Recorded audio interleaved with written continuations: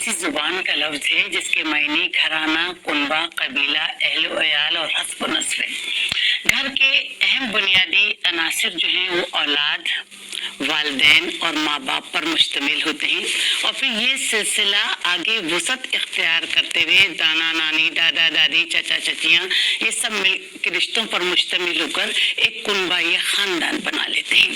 قرآن پاک میں اللہ تعالیٰ ارشاد فرماتا ہے کہ اے لوگوں، تمہیں مختلف خاندانوں قبیلوں سے پیدا کیا گیا تاکہ تم ایک دوسرے کو شناخت کر سکو، مگر اللہ کے نزدیک سب سے زیادہ عزت اور اکرام والا وہ ہوگا جو سب سے زیادہ متقی اور پرہیزگار ہوگا۔ قرآن پاک میں اللہ تعالیٰ ارشاد فرماتا ہے کہ اپنے اور اپنے اہل و عیال کو جہنم کی آگ سے بچاؤ۔ قرآن پاک میں اللہ تعالیٰ ارشاد فرماتا ہے کہ خود بھی نماز پڑھو اور اپنے اہل و عیال کو بھی نماز پڑھنے کا حکم دو۔ دیکھیے زینب، گھر انسانی معاشرے میں کسی مقام یا رہائش کا نام نہیں بلکہ ایک جائے پناہ ہے۔ دیکھیے زینب، ہم کتنا بھی پریشان کیوں نہ ہوں، جب ہم گھر میں جا کر سکون کی زندگی گزارتے ہیں تو ہمیں قلبی سکون محسوس ہوتا ہے۔ اسی لیے رب تعالیٰ نے قرآن پاک میں ارشاد فرمایا ہے کہ اور ہم نے اللہ تعالیٰ نے تمہارے لیے تمہارے گھروں کو ٹھکانہ بنا دیا ہے۔ نبی کریم صلی اللہ علیہ وآلہ وسلم نے ارشاد فرمایا کہ نیکی کا آغاز اپنے اہل و عیال سے کرو۔ نبی کریم صلی اللہ علیہ وآلہ وسلم نے ارشاد فرمایا کہ تم میں سے سب سے بہتر وہ ہے جو اپنے گھر والوں کے لیے سب سے بہتر ہے۔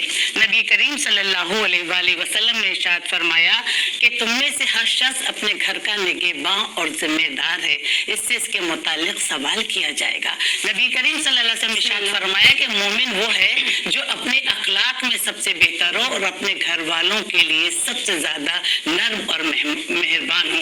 اور نبی کریم صلی اللہ علیہ وسلم نے ایمان کی نشانی بتائی ہے اپنے گھر اچھا اخلاق ہونا اور اپنے گھر والوں کے لیے نرم رویہ اختیار کرنا۔ اسی طرح لیکن دونوں کو ازواجی زندگی گزارنے میں دونوں کے لیے علیحدہ علیحدہ احکامات کا تعین کیا گیا گا۔ مرد جو ہے وہ عورتوں کے حقوق کے بارے میں اس طرح جواب دہیں جس طرح وہ اپنے معاملے میں ان کے سامنے جواب دیں۔ نبی کریم صلی اللہ علیہ وسلم نے ارشاد فرمایا کہ جو عورت کی اس حال میں اس کو وفات آئے کہ اس کا شوہر اس سے راضی ہے تو جنت میں جائے گی۔ نبی کریم صلی اللہ علیہ وسلم نے ارشاد فرمایا کہ مومن عورت سے نفرت نہ کرے، اگر ایک بات اسے پسند نہیں آئے گی تو دوسری بات اسے ضرور پسند آئے گی۔ اسی طرح نبی کریم صلی اللہ علیہ وسلم کی خدمت میں ایک صحابی حاضر ہوئے کہ یعنی یا رسول اللہ، میری بیوی کا مجھ پر کیا حق ہے؟